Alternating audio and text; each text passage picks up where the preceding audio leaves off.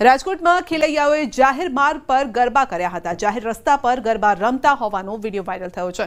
150 foot ring road પર ખેલૈયાઓએ ગરબા કર્યા અને જો કોઈ અકસ્માત સર્જાય તો જવાબદાર કોણ? અગાઉ આ રોડ પર યુવાનોએ બાઇક પર સ્ટન્ટ પણ કર્યા હતા।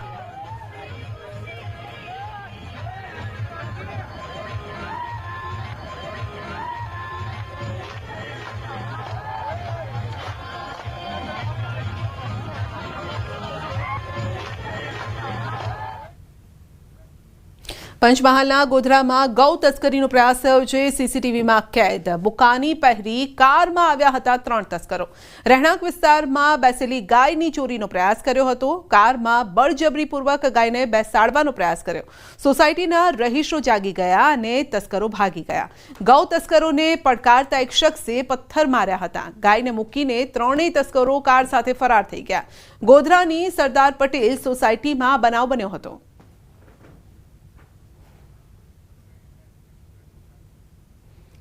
સંતરામપુરની બેંક ઓફ બરોડામાં 3.35 કરોડના પાર્સલ લોન કૌભાંડનો પર્દાફાશ થયો છે અને ત્યારે ડુપ્લિકેટ કાગળો બનાવી પર્સનલ લોન આપવાના મામલે બેંક મેનેજરની સંડોવણી સામે આવતા તેની ધરપકડ કરાઈ છે। પરંતુ મેનેજરને કૌભાંડ કર્યાનો કોઈ પસ્તાવો ન હોય તેવું આ દ્રશ્યોમાં સ્પષ્ટ જોવા મળી રહ્યું છે। બેંક મેનેજરના મીડિયા સમક્ષ અલગ જ તેવર દેખાયા હતા। જાણે તેણે આ કૌભાંડ કરી ખૂબ સારું કામ કર્યું હોય તેમ તેણે સીન સપાટા પણ કર્યા। તો પોલીસે મેનેજર ભૂપેશ પુરોહિતને કોર્ટમાં રજૂ કરી 3 દિવસના રિમાન્ડ મેળવ્યા। આ કેસમાં 35 લોકોની સંડોવણી સામે આવતા ગુનો નોંધાયો છે। પોલીસે 19 આરોપીઓની ધરપકડ કરી છે। દિવાળી પહેલા સુરત પોલીસ એક્શનમાં છે। રહેણાંક વિસ્તારોમાં ગેરકાયદેસર રીતે ફટાકડાના ગોડાઉન બનાવનારની ધરપકડ કરાઈ છે। પોલીસે મનોજ ચતુરભાઈ દેવી પૂજક નામના વ્યક્તિની ધરપકડ કરી। અમરોલી કોસાડ આવાસમાં ગેરકાયદેસર રીતે ફટાકડાનો સંગ્રહ કરવામાં આવ્યો અને પોલીસે 8.5 લાખથી વધુના ફટાકડા જપ્ત કર્યા છે।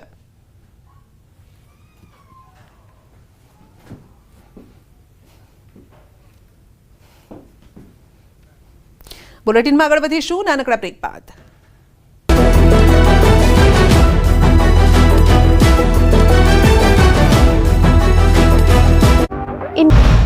ગુજરાતમાંથી મોટી આફત ટળી। વાવાઝોડા અંગે હાલ પૂરતા રાહતના સમાચાર। વાવાઝોડું આવતીકાલે દરિયામાં લેશે યુ-ટર્ન લઈને વાવાઝોડું નબળું પડી જશે। અરબ સાગરમાં સર્જાયેલા ગંભીર ચક્રવાત શક્તિ અંગે ભારતીય હવામાન વિભાગ દ્વારા આગાહી કરવામાં આવી છે કે 6 ઓક્ટોબરે ગુજરાત તરફ શક્તિ વાવાઝોડું યુ-ટર્ન લેશે। ગુજરાત તરફ ફંટાયા બાદ વાવાઝોડું ધીમું પડી જશે। હાલ શક્તિ નામનું આ વાવાઝોડું ઓમાન નજીક પહોંચ્યું છે અને તે આવતીકાલે યુ-ટર્ન લઈને ગુજરાત તરફ ફંટાશે। જો કે હવામાન વિભાગના મતે યુ-ટર્ન લીધા બાદ આ વાવાઝોડું નબળું પડી જશે। હવામાન વિભાગના મતે આજથી 5 દિવસ ઉત્તર ગુજરાતમાં ભારે વરસાદ થઈ શકે છે તો કેટલાક ભાગોમાં હળવા ઝાપટા પડી શકે છે। જો કે 8 ઓક્ટોબરે દ્વારકા, જામનગર, પોરબંદર, સુરત, નવસારી અને વલસાડમાં મધ્યમથી ભારે વરસાદની શક્યતા છે। આ ઉપરાંત અમદાવાદમાં છૂટાછવાયા સ્થળે હળવા વરસાદની આગાહી કરવામાં આવી છે। यानी 6 अक्टूबर को मॉर्निंग तक ये सेम डायरेक्शन में मतलब वेस्ट साउथ वेस्टवर्ड डायरेक्शन में ही मूव करेगा। इसके बाद ये फर्दर वीक होके रिकर होके वो ईस्टवर्ड डायरेक्शन में मूव करेगा। फिर उसके बाद ये वीक हो जाएगा। શક્તિ વાવાઝોડાની ગુજરાત પર નહીવત અસર જોવા મળશે। જો કે માછીમારોને આગામી 5 દિવસ દરિયો ન ખેડવાની સૂચના આપવામાં આવી છે। વાવાઝોડાની અસર ગુજરાત પર નહીવત હશે। તેમ છતાં દરિયાકાંઠે 40 થી 55 કિલોમીટરની ઝડપે પવન ફૂંકાશે। શક્તિ વાવાઝોડાને ધ્યાનમાં રાખીને 3 નંબરનું ચેતવણી સિગ્નલ જારી કરવામાં આવ્યું છે જે દર્શાવે છે કે બંદર પર હળવું સંકટ અથવા ખરાબ હવામાનની સંભાવના છે। શક્તિ વાવાઝોડાને લઈને વહીવટી તંત્ર સંપૂર્ણપણે એલર્ટ મોડ પર છે અને દરિયાકાંઠાના વિસ્તારોમાં પરિસ્થિતિ પર સતત નજર રાખી રહ્યું છે। લોકોને દરિયા કિનારે ન જવાનું ફરમાન છે। આ તરફ નૈઋત્યના ચોમાસાની વિદાય રેખા વેરાવળ, ભરૂચ, ઉજ્જૈન, ઝાંસી, શાહજહાંપુરમાંથી પસાર થઈ રહી છે। શક્તિ નામનું વાવાઝોડું ભલે ભવિષ્યમાં નબળું પડવાનું હોય પરંતુ હાલ પૂરતું તો તે શક્તિશાળી જ છે અને તેની અસર ગુજરાતના કાંઠા પર જોવા મળી।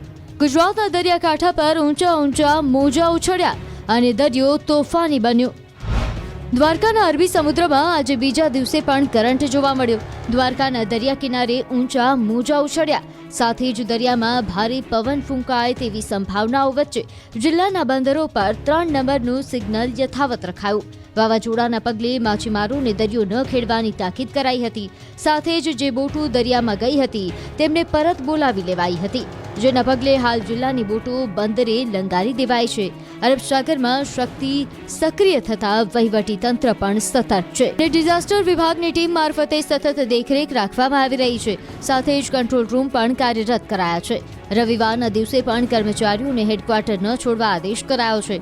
આ વાવાઝોડાથી સૌરાષ્ટ્રના સમુદ્ર કાંઠા પર અસર થવાની સંભાવના છે. ઉપરાંત 6 અને 7 ઓક્ટોબરે કાંઠાના ભાગોમાં વરસાદની આગાહી છે. તો ગીર સોમનાથના દરિયામાં પણ અસર જોવા મળી. દરિયાકાંઠા પર ઊંચા મોજા ઉછળ્યા અને દરિયામાં કરંટ જોવા મળ્યો. સાથે જ વેરાવળ બંદર પર 3 નંબરનું સિગ્નલ યથાવત રખાયું છે. હાલ વેરાવળની નાની મોટી 5000 બોટો પૈકીની 2000 બોટો સંપર્ક વિહોણી છે અને ઘણા માછીમારો હજુ પણ દરિયા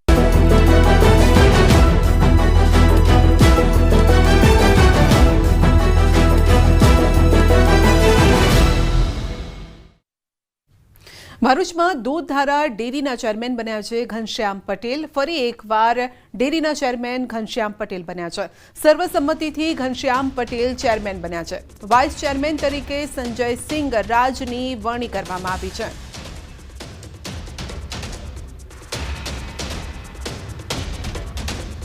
જે ફોર્મ ભરાયું છે એમાં ઘનશ્યામભાઈ જીવાભાઈ પટેલ જે ઉમેદવાર તરીકે હાજર થયા હતા અને એક જ ફોર્મ ભરાયું છે એટલે આપણે એમને અધ્યક્ષ તરીકે જે દરખાસ્ત આવી છે એ પ્રમાણે અધ્યક્ષ તરીકે એમને રાખીએ છીએ અને ઉપપ્રમુખ માટે સંજય કુમાર રાજ એમનું ફોર્મ ભરાયું હતું ને એમને ઉપપ્રમુખની ચૂંટણી માટે એ હાજર રહ્યા હતા અને એમને આપણે ઉપપ્રમુખ તરીકે ચૂંટીએ છીએ. અમારા ભરૂચ જિલ્લા ભારતીય જનતા પાર્ટીના પ્રમુખ મુરબ્બી શ્રી પ્રકાશભાઈ તરફથી અમને ખૂબ સારો સહયોગ મળ્યો છે અને પ્રમુખ તરીકેની જે જવાબદારી મળી છે અમે ખૂબ સરસ રીતે એને નિભાવીશું. બોટાદ માર્કેટયાર્ડમાં કડતો કરી ખેડૂતો સાથે લૂંટ કરાતી હોવાનો વિડીયો વાયરલ થયો છે. આ મામલે વાર પલટવાર થઈ રહ્યા છે. આ તરફ માર્કેટયાર્ડના ચેરમેને પણ વેપારી અને એજન્ટોની બેઠક બોલાવી જણસીની ચકાસણી કર્યા બાદ જ ખરીદવા માટે સૂચના આપવામાં આવી. મહત્વનું છે કે વેપારીએ ખેડૂતોનો માલ 1380 રૂપિયાના ભાવે ખરીદ્યા બાદ મિલે જઈને કપાસમાં ભેજ હોવાનું કહી 80 રૂપિયા ભાવ કાપીને આપવાની બાબતે થયેલી બોલાચાલીનો વિડીયો વાયરલ થયો. વેપારીઓ અને એજન્ટોને કડક સૂચના આપવામાં આવી છે કે આ પ્રકારની કોઈ પણ કામગીરી ના કરી. આ તરફ જિલ્લા કોંગ્રેસે પણ પ્રહાર કર્યો છે. એક મોબાઈલની અંદર વિડીયો ફરતો જે અનુસંધાને બધા જ વેપારીઓ અને કમિશન એજન્ટોને બોલાવી આગામી દિવસોમાં કોઈ પણ ખેડૂતનો કપાસનો કરદો ન થાય એ માટે કડક સૂચનાઓ આપવામાં આવી. દરેક વેપારીઓ અને કમિશન એજન્ટોને પણ સૂચના આપવામાં આવી કે માલ જોઈ અને જ લેવો.